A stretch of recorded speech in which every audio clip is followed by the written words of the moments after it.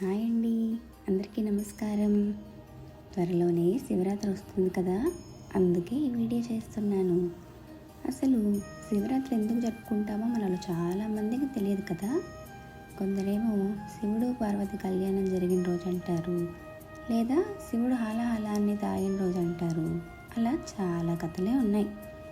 అసలు actual reason ఏంటి అంటే, మన హిందూ పురాణాల ప్రకారం సృష్టి మొదలైనప్పటి నుండి బ్రహ్మ, విష్ణు, మహేశ్వరులు ఈ విశ్వంలోని సృష్టి, స్థితి, లయకారులు. బ్రహ్మ విష్ణుమూర్తి నుండి వచ్చిన నాభి కమలంలో ఉంటారు. ఒకరోజు బ్రహ్మకి విష్ణువుకి మధ్య గొడవ జరిగిందట, ఇద్దరిలో ఎవరు గొప్ప అని.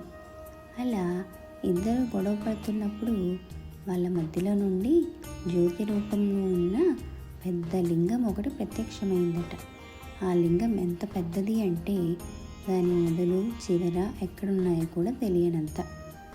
అలా అగ్ని రూపంలో ఉన్న ఆ లింగం నుండి ఎవరో మాట్లాడుతూ, మీ ఇద్దరిలో ఎవరైతే ఈ లింగం యొక్క మొదలు చివర ముందుగా వెతికి వచ్చి చెప్తారో వారే గొప్ప అన్నారట. ఆ లింగం చాలా పొడవుగా ఉందట.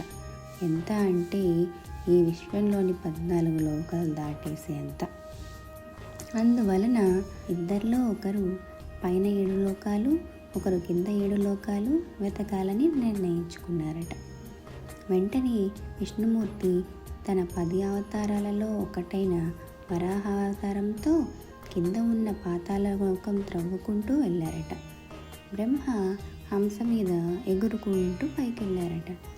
ఎంత దూరం వెతికినా విష్ణుమూర్తికి మొదలేదో దొరకకపోయేసరికి తిరిగి వచ్చేశారట. బ్రహ్మ తిరిగి వచ్చి తను చూశాను అని అబద్ధం చెప్పారు.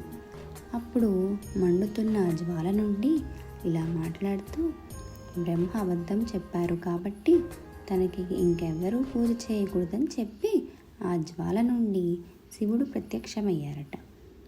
అప్పుడు ఆ లింగం ఎవరో కాదు శివుడే అని బ్రహ్మకి, విష్ణుమూర్తికి అర్థమైంది.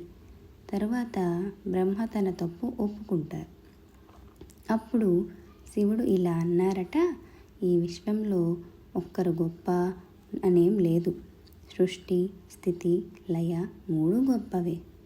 అలా మాఘమాసం బహుళ చతుర్దశి రోజున శివుడు లింగం రూపంలో ఉన్న ఒక జ్యోతిలాగా ఆవిర్భవించారు కాబట్టి మనం శివరాత్రి జరుపుకుంటాం.